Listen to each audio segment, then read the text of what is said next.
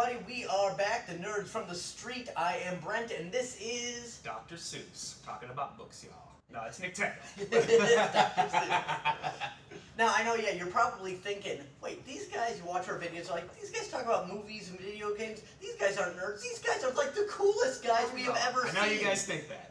But, so we wanted to come back to our nerd roots and talk about books today. Books are actually still a thing. For kids that are watching, Still a thing. books They are like, imagine somebody printed out the internet. That's what books are. Wow, dude, that is one of... Wow. Right, you know. So Mind blown. Very well said. I'm going to quote that and put it on Facebook later. the internet used to be they would kill trees and you know, to convey information. So yeah, Nick and I, we both do read. I know he can read, but he's not just He can't. It's can't. an audio book, guys. You can't. Because I spend a lot of time in the car, and they frown at you if they're driving past and your face is buried in Like a book this, while you're driving. I've I've seen that before. I pulled up to somebody, they had a big book open on the steering wheel, they're doing this, and I'm like... I'll admit this. Sometimes when a book is that effing good, I think for a second, shit, I wonder if I could read this last chapter and drive at the same time. But I never do it, I never will, ever, but it has crossed my mind. Life. Favorite cereal. Favorite cereal, life. So we were talking earlier, and when Brent and I catch up when he's back home from work and whatever, I always ask him what he's been listening to, what he's reading, watch any good movies. So to ask him today, you know, what do you read? What's on your lap these days?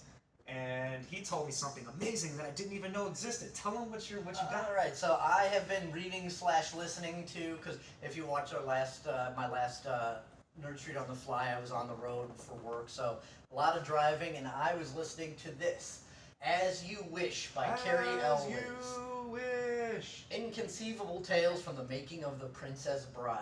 Damn, that movie's good. The movie is great, and I've got to watch it again after listening / reading to this, because he tells stories about, you know, what happened behind the scenes making the movie, how they learned the stunts. Talked about going out drinking with Andre the Giant. Oh, man, I gotta read that chapter. All that kind of stuff, and I mean, it's just. I wonder if it's like going drinking with you. It's just a shit show. We've never been drinking. Well, like he talks about Andre's usual drink was served in a pitcher. Like as his normal glass. As his glass. He would use that as a glass. I'm not surprised. That was a big mofo. Yeah, there's rumors that Andre the Giant, if you just go on the internet and look up Andre the Giant or facts about Andre the Giant or whatever, there's stories about apparently he once drank 100 beers in one sitting. I heard about that one. That one must be true. But I did hear that growing up. I mean, that guy is just, he was at one point the largest guy alive. He was like 7 foot something, 500 and something pounds. No, that's why he passed away, correct? Yeah, because he had a specialized form of like gigantism or whatever like that.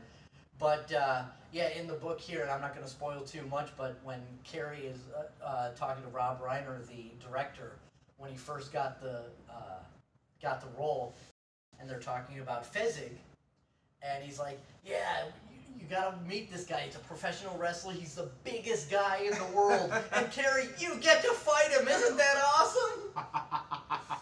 Wait till you meet him. He's the biggest guy in the world, and you have to fight him. That's cool. And he's hanging off his neck. So, if you haven't seen The Princess Bride, just turn this video off now. We do not want you as We actually don't even want you to subscribe to our channel. If you haven't seen him, he's very, very right. Unless you want to be go and watch it, then you can come back and resubscribe. And you have to comment, tell us what you think, because if you didn't like it, we don't like you. Right.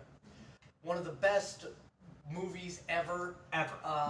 Great for all ages, families and stuff. It's one of those things that all shapes and sizes, colors, and walks of life. This is a great film. I watch it with my kids, and then once you've seen the movie, or if you hopefully you've seen the movie already, get this book.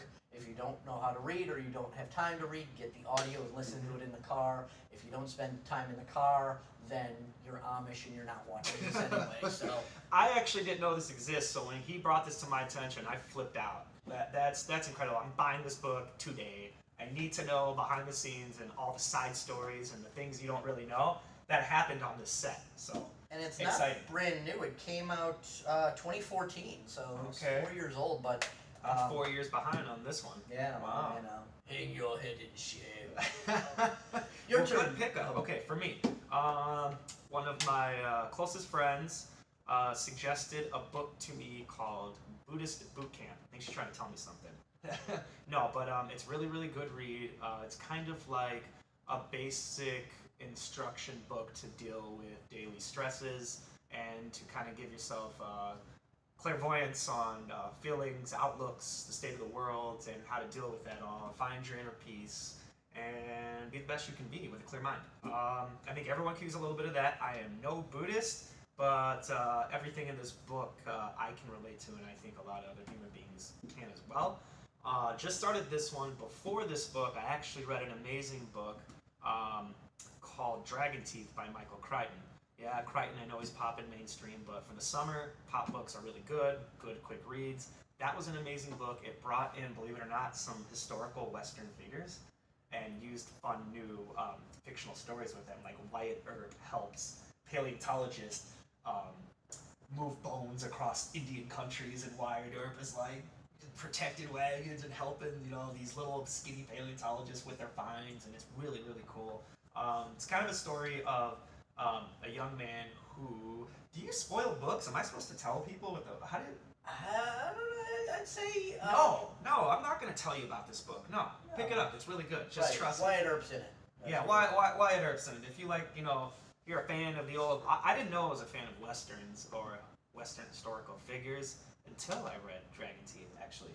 There was so many facts I learned in the indexes and at the end of the book about Wyatt Earp and the way they used him fictionally, but as close to his real-life stories in that fictional process as they could.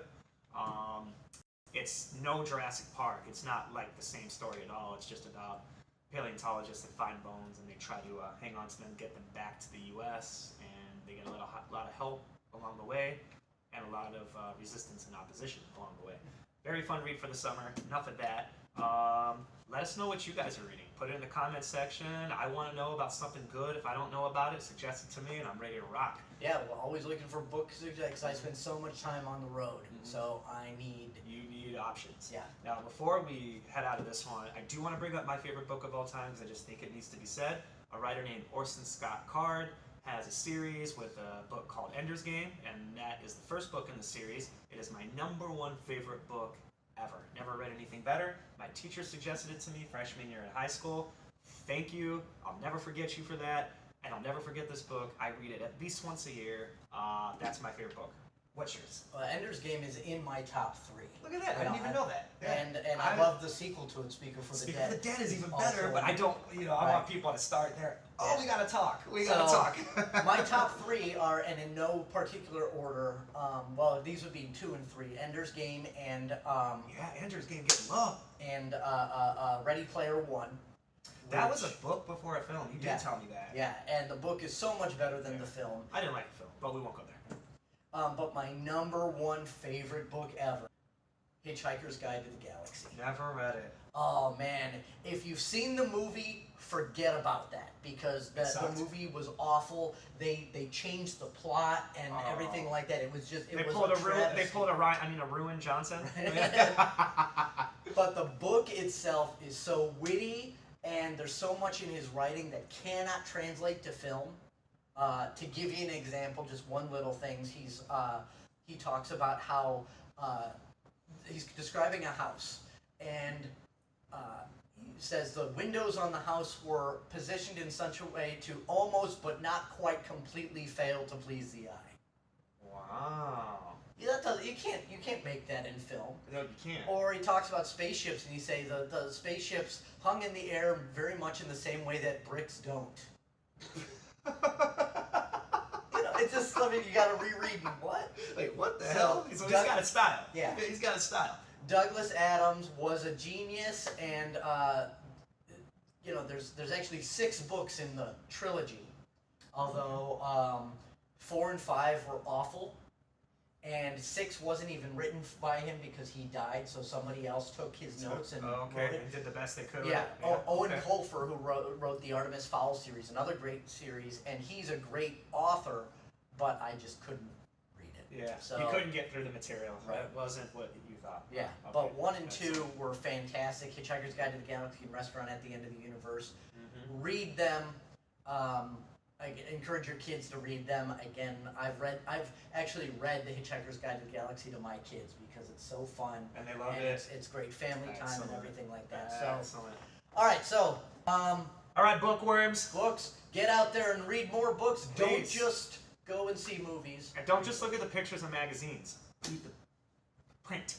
Read it. Educate yourself. Fill the brain. Right. Express yourself. Express yourself. Right. That's All right. not. We gotta do a music episode. We should, yeah. We Yeah, should music talk about episodes some of coming our up. favorite music. So, For sure. All right, we That's should. gonna get fun. yeah, that's a good one. Yeah. All right, and in the words of the great Jedi Masters of Marvel, may the X-Force be with you.